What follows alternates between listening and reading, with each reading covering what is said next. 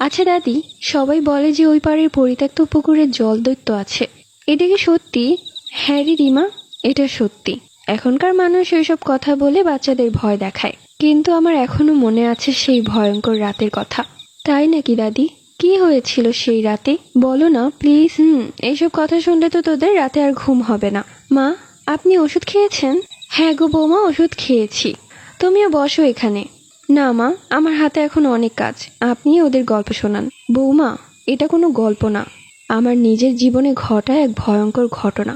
আর এই ঘটনার সাক্ষী অনেকেই। তাই নাকি? তাহলে ঠিক আছে, আমি আমার হাতের কাজগুলো সেরে নিই, তারপরে আপনার জীবনের ভয়ঙ্কর গল্প শুনবো। ঠিক আছে, তাহলে তোর মা কাজগুলো তাড়াতাড়ি শেষ করুক, তারপর তোদেরকে আমি গল্প শোনাবো। আমার তখন জন্মও হয়নি। আমার বাবা ছিলেন টকবগে যুবক। আমাদের বাড়ির পেছনে যে নর্দমাটা দেখছো, সেখানে আগে গোয়াল ঘর ছিল। ওইটা তো ভেঙে ফেলা হয়েছে, কিন্তু আগে তো ছিল। ওই গোয়াল ঘরে অনেকগুলো গরু ছিল। সেই গরুর দুধ বিক্রি করা হতো, সেই গরুগুলো দিয়ে চাষ করাতো, আবার বিকেলবেলা তাদেরকে ঘাস খাওয়াতে নিয়ে যেত। আমার বাবা সারাক্ষণ এই গরুর পেছনে পরিশ্রম করত। এখন যে পরিত্যক্ত পুকুরটির কথা তোমরা বলছো, আগে এই পুকুরটা পরিষ্কার ছিল, সবাই সেই পুকুরে কাজ করত। কিন্তু হঠাৎ একদিন এমন এক দুর্ঘটনা ঘটলো, যার কারণে এখনো সেই পরিত্যক্ত পুকুরের সামনে দিয়ে যাওয়া আসা করতেও মানুষ ভয় পায়। তা মা, কি এমন ঘটেছিল? দাঁড়াও বৌমা, শুরু থেকে না বললে তো কিছুই বুঝবে না। আমাদের গ্রামে একটা পাগলি ছিল, ওর নাম ছিল জ্যোৎস্না। ও পাগলি ছিল না, ওকে পাগলি বানানো হয়েছে। ও একটা ছেলেকে অনেক ভালোবাসতো, কিন্তু ছেলেটা ওর মূল্যবান সব সম্পদ নিয়ে ওকে ঠকিয়েছে। মেয়েটা ছেলেটাকে মন থেকে ভালোবাসতো, কিন্তু ওই ছেলেটা এভাবে ঠকিয়েছে, সেই মেয়েটা এটা আর ভালো মতো নিতে পারেনি। এরপর মেয়েটা একদমই পাগলি হয়ে যায়, এলাকায় এদিক সেদিক ঘুরতো। বড়লোক বাবার মেয়ে ছিল, কিন্তু তাকে ধরে বেঁধেও আটকে রাখা যায়নি। এরপর থেকে এভাবেই চলাফেরা করত। একদিন আমার বাবা সন্ধ্যায় গরু নিয়ে বাড়ি ফিরছিলেন। ঠিক ওই মুহূর্তে ওই পুকুরটাতে কাউকে ভেসে থাকতে দেখে, একদম উপর হয়ে ভেসেছিল।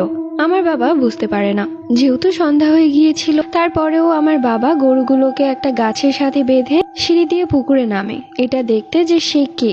বাবা যখন পুকুরে নামে তখন দেখে সেটা আর কেউ না, ওই পাগলিটা। ওই পাগলিটাকে কেউ নির্মম ভাবে মেরে পুকুরে ফেলে দিয়েছে। এটা দেখে বাবা এক চিৎকার দেয়। চিৎকার দেওয়ার সাথে সাথে গ্রামের মানুষজন সবাই চলে আসে। এরপর সবাই মিলে সেই পাগলিটার লাশ উঠায় এবং দেখে যে পাগলিটার সাথে কেউ অনেক খারাপ কাজ করেছে। এরপর তাকে মেরে রক্তাক্ত অবস্থায় পুকুরে ফেলে দিয়েছে। পুকুরের কিছুটা পানি লাল হয়ে গিয়েছিল। যাই হোক, এরপর সেই পাগলিটাকে দাফন করা হয়। তারপর থেকেই গ্রামে এক আতঙ্ক শুরু হয়ে যায়। কেমন আতঙ্ক দাদি? সেটা হলো গ্রামের অবিবাহিত মেয়েগুলো হারিয়ে যেতে লাগলো।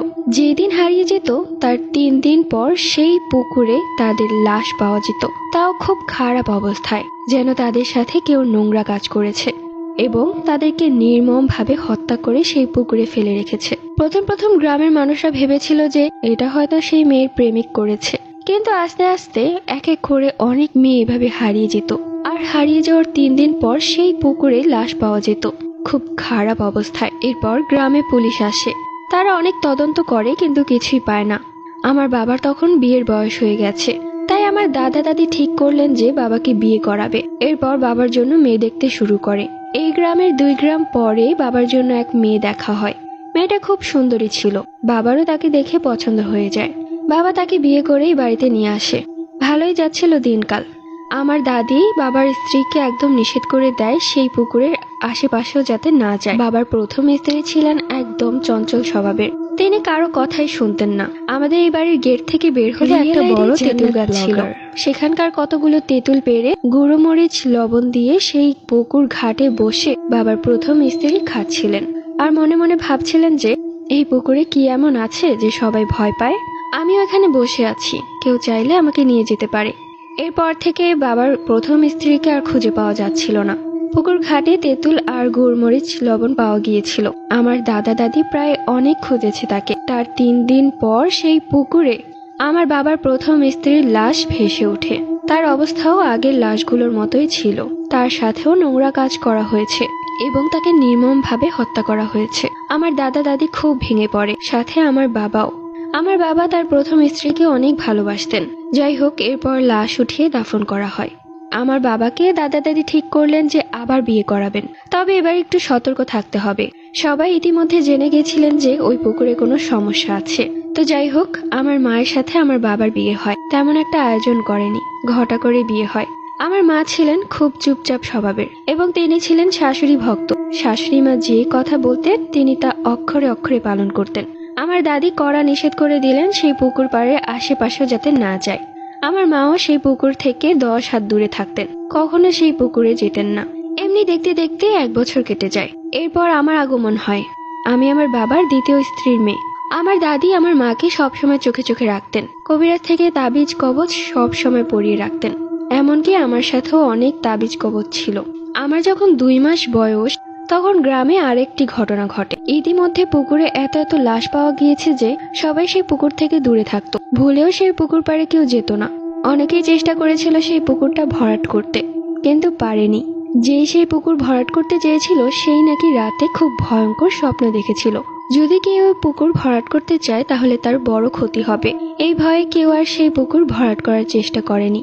তো যাই হোক, তো এর মধ্যে তেমন আর কোনো ঘটনা ঘটেনি। পুকুরে তেমন আর কারো মেয়েদের লাশ পাওয়া যায়নি। তো একদিন গ্রামের এক লোক রাস্তা দিয়ে যাচ্ছিল। তখন তিনি দেখেন সেই পুকুর থেকে বিশাল বড় আকৃতির একটা মানুষের মতো, কিন্তু তার মাথায় 2টো শিং। সে পুকুর থেকে উঠে হাঁটছে, আশেপাশে কি যেন একটা খুঁজছে। লোকটার হাতে হারিকেন ছিল। সে দৈত্যটাও সেটা দেখে এবং সেই লোকটার কাছে দ্রুত ছুটে আসে। লোকটি দৌড়াতে শুরু করে। সেই লোকটিও দৈত্যটাকে একদম ধরে ফেলবে। ঠিক ওই মুহূর্তে লোকটি নিজের জীবন বাঁচাতে সেই হারিকেনটা দৈত্যের সামনে নেয়। ঠিক তখনই দৈত্যটা ভয় পেয়ে যায় এবং দৌড়াতে দৌড়াতে সেই পুকুরের ভেতরে চলে যায়। এরপর সেই লোকটা পুরো গ্রামের সবাইকে এই ঘটনা খুলে বলে। সবাই শুনে বুঝতে পারে যে এত এত ঘটনা, লাশ ভেসে ওঠা সবকিছু তাহলে এই পুকুরের দৈত্যটা করেছে, মানে জল দৈত্য। তখন সবাই ঠিক করে যে পাশের গ্রামের এক বড় মাপের কবিরাজকে নিয়ে আসবে। তিনি হয়তো এই সমাধান দিতে পারে। যখন সে কবিরাজ পুকুরের সামনে আসে তখন তিনি অনুভব করে এই পুকুরের ভেতর কিছু একটা আছে। এরপর তিনি কাগজে কিছু একটা লিখে সেই পুকুরে ফেলে। সাথে সাথে সেই পুকুরের পানিগুলো একদম ফুটন্ত পানির মতো হয়ে ওঠে, যা দেখে সবাই রীতিমতো ভয় পেয়ে যায়। এরপর কবিরাজ সবাইকে বলতে শুরু করে, এই পুকুরে এক ভয়ঙ্কর জিন আছে যার নাম জলদৈত্য। তিনি মূলত এক খারাপ পিশাচ জিন, যার কাজই হচ্ছে মেয়েদের ভোগ করা এবং সবশেষে মেয়েদেরকে মেরে ফেলা। অনেকদিন হয়ে গেছে এই পুকুরের কাছে কোনো মেয়ে আসছে না, যার কারণে সে ওই রাতে মেয়ে খোঁজার জন্য উপরে উঠেছিল আর সেই লোকটা দেখে ফেলেছিল। তখন গ্রামের সবাই বলে, এর সমাধান কি? আমরা কিভাবে এই জলদৈত্যের হাত থেকে বাঁচবো? তখন সে কবিরাজ বলে, আমি একা এর সমাধান করতে পারবো না, আমি আরো 3 জনকে নিয়ে আসবো। আমাবস্যার রাতে এই পুকুরের 4 কোণায় আমরা 4 জন বসবো। এরপর এই পুকুরের মধ্যেই তাকে আটকে ফেলবো, সে আর বেরোতে পারবে না। তো যাই হোক, এরপর সে কবিরাজ আরো 3 জন কবিরাজকে আমন্ত্রণ করে এবং তারাও চলে আসে। দিন দেখে এক আমাবস্যার রাতে তারা কাজ শুরু করে। পুকুরের 4 কোণায় 4 জন বসে। এরপর তারা মন্ত্র পড়তে শুরু করে। ঠিক তখনই পুকুরের মাঝখান থেকে ভেসে ওঠে সেই জল দৈত্য এবং সে বলে, তোরা যদি তোদের জীবন বাঁচাতে চাস তাহলে এখান থেকে চলে যা, নয়তো এক একজন মরবি। আর সেই 4 জন কবিরাজ ভয় না পেয়ে উল্টো সেই জলদৈত্যের উপর আক্রমণ করে। সেই জিনটা বুঝতে পারে যে সে তাদের সাথে পারবে না। তখন সেই জিনটা এক প্রকার কান্না করে এবং মাফ চায় এবং বলে সেই গ্রাম থেকেও চলে যাবে। কিন্তু সেই 4 জন কবিরাজ জানে যে এই জলদৈত্য মেয়েদের ভোগ করা ছাড়া বাঁচতে পারে না। সে অন্য গ্রামে গিয়েও হয়তো এসব ঘটনা ঘটাবে। তাই তারা 4 জন মিলে সেই জলদৈত্যকে সেই পুকুরের ভেতর আটকে ফেলে, একদম জালের মতো। যেমন কোনো মাছ জালে ধরা পড়লে আর সেখান থেকে বের হতে পারে না, ঠিক অমনি সেই জলদৈত্য পানির নিচেই থাকবে, সে বের হতে পারবে না এবং সবাইকে বলে দেয় যে ভুলেও যেন এই পুকুর পাড়ের পানি কেউ না ধরে। এরপর অনেক দিন ঘটে যায়, আর কোনো দুর্ঘটনা ঘটেনি। আমার তখন 8 বছর বয়স। আমাদের এখানকার মাস্টার বাড়ি থেকে পড়ে বাড়ি আসছিলাম। তখন ছিল বিকেল বেলা। আমি তখন দেখি পুকুরের মাঝখানে কেউ ভেসে আছে। আমার মা বাবা দাদা দাদি সবাই নিষেধ করে দিয়েছে সেই পুকুর পাড়ে না যেতে। আমিও যাইনি, দূর থেকে দেখেছি। দেখলাম একটা কালো দৈত্যের মতো, যার মাথায় ছিল 2টো শিং। সে পুকুরের মাঝখানে উঠে আবার পুকুরের ভেতরে ঢুকে যায়। এই দৃশ্যটা আমি নিজের চোখে দেখেছি। বাড়িতে এসে আমি সবাইকে ঘটনাটা খুলে বলি। রাতে আমার বেশ জ্বর এসেছিল, আমি খুব ভয় পেয়ে গিয়েছিলাম। এরপর কবিরাজ এসে ঝাড়ফুঁক করে দেয়, আমি সুস্থ হই। এখনো সেই পুকুরটা অমনি আছে, পরিত্যক্ত অবস্থায়। ময়লা জমে কি অবস্থা হয়েছে দেখেছো? কিন্তু হ্যাঁ, সেই পুকুরে আর কিন্তু কোনো ঘটনা ঘটেনি। মাঝে মাঝে অনেকেই নাকি সেই জলদৈত্যকে দেখতে পায়। এখনো সেই পুকুরটা অমনি আছে, পার্থক্য শুধু একটাই, আগে সেখানে সবাই কাজ করত, এখন আর কেউ করে না, পরিত্যক্ত অবস্থায় আছে। তাই তোমাদেরকেও বলি, সেই পুকুর পাড়ে আশেপাশেও যেতে না। রিমা তখন বলে, দাদি তোমার কথা শুনে আমার নিজেরই ভয় করছে, আমি আর কখনো সেই পুকুরের কাছে যাব না। বৌমা তুমি এভাবে তাকিয়ে আছো কেন? না মা, সত্যি খুব ভয় করছে আমার।